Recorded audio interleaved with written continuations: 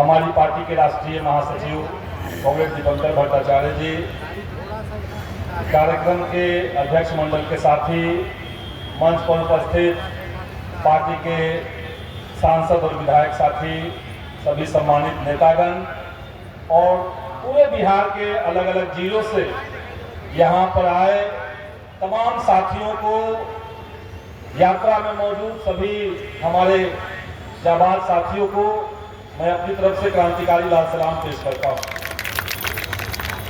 और न्यायपूर्ण बिहार बनाने के लिए अभी हम लोगों ने यात्रा निकाली।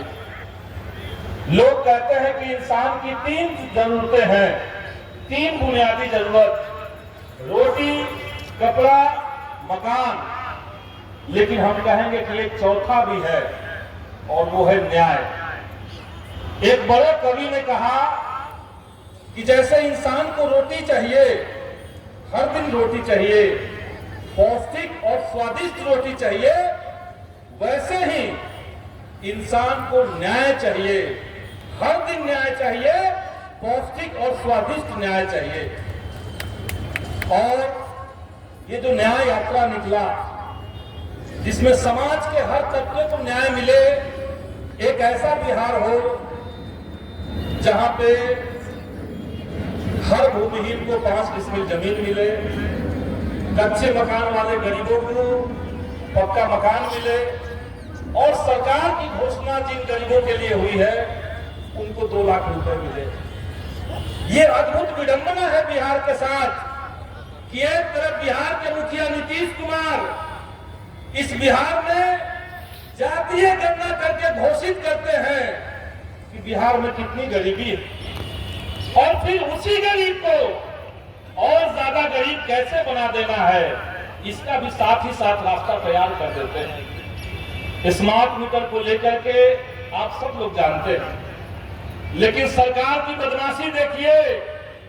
आज पूरे बिहार के अंदर सभी डीएम को आदेश दे दिया गया है, सीओ को आदेश दे दिया गया कि काम धंधा छोड़ करके और स्मार्ट मीटर का गुणगान कीजिए, और गुणगान एक से एक हो रहा है। लेकिन हकीकत है कि पहले जिस गरीब को अपने यहाँ 1 महीने का जितना बिजली बिल देना पड़ता था, उतने का रिचार्ज करने पर 1 सप्ताह में खत्म हो जा रहा है, और ये पूरे बिहार के साथ हो रहा है। इसीलिए हम सरकार से कहेंगे कि भाकपा माले की जो पुरानी मांग है, तमाम बिहार वासियों को 200 यूनिट बिजली मुफ्त कीजिए, वो आपको करना पड़ेगा। स्मार्ट मीटर हटाना पड़ेगा, वरना 2025 में बिहार की जनता आपको छोड़ने वाली नहीं है, आपको गद्दी से हटा करके हम लोग माने। साथियों, और भी तमाम सवाल है। इस यात्रा में जब हम लोगों ने नालंदा से यात्रा शुरू किया, बिहार शरीफ से होते हुए नालंदा के 5 प्रखंड, उसके बाद जहानाबाद के 3 प्रखंड, उसके बाद हम लोग मसौरी पहुंचे और फिर पालीगंज और दुल्हिन बाजार का इलाका में गए। जनता के बीच एक और मांग है, और वो मांग है सामाजिक कल्याण पेंशन। गरीब बुजुर्गों का, विधवा महिलाओं का और विकलांगों का एक बड़ा सहारा होता है सामाजिक कल्याण पेंशन। लेकिन इस महंगाई के दौर में आप देखिए कि सरकार न जाने कितने दशक से इस महंगाई, इस पेंशन योजना को केवल 400 करके रखा हुआ। सदन के अंदर नाले ने इसको उठाया, और इस बार न्याय यात्रा में पूरे बिहार के भीतर एक सवाल हम लोगों ने बना दिया है कि आने वाले दिनों में इस सरकार को सामाजिक कल्याण पेंशन को बढ़ा करके 3000 रुपए करना पड़ेगा, वरना मालिक चैन से बैठने नहीं जा रहा। तो ऐसे तमाम मुद्दे जो जनता से जुड़े हुए हैं उसको हम लोगों ने उठाया। लेकिन ठीक उसी समय जब हमारे साथी सड़कों पर उतर करके हजारों किलोमीटर पैदल चल के जनता की बात कर रहे थे, उसी समय भाजपा के एक सांसद वो भी बिहार में यात्रा निकाले थे, और उनकी यात्रा का नाम है हिंदू स्वाभिमान यात्रा।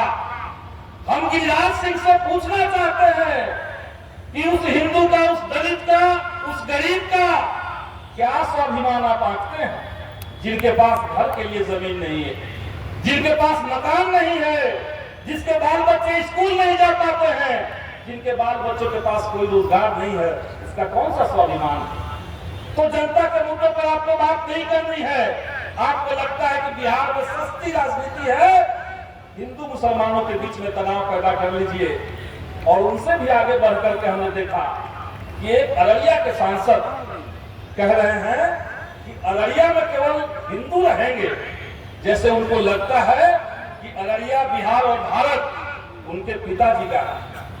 उनको हम बताना चाहते हैं कि इस हिंदुस्तान को आजाद करवाने में इस देश के और हिंदू मुसलमानों ने साझी शहादत दी है, और इसीलिए संविधान के खिलाफ में जाकर के कोई बयानबाजी, किसी तरह का विभाजनकारी बयान भाजपा वाले बर्दाश्त नहीं करेगा, ईंट से ईंट बजा देगा।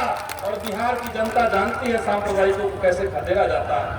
हम लोग जानते हैं कि ये जो तानाशाही फांसीवादी मिजाज के नफरत करने वाले लोग हैं, इनको कैसे सत्ता से बेदखल किया जाता है। तो साथियों, इस यात्रा का आज भले समापन हो रहा है, लेकिन जो मुद्दे हम लोगों ने उठाए हैं, जो संघर्ष हम लोगों ने छेड़ दिया है, आज इस न्याय सम्मेलन से उसमें और तेवर भर के, जज्बे को और बुलंदी करके हम लोग आगे लड़ेंगे।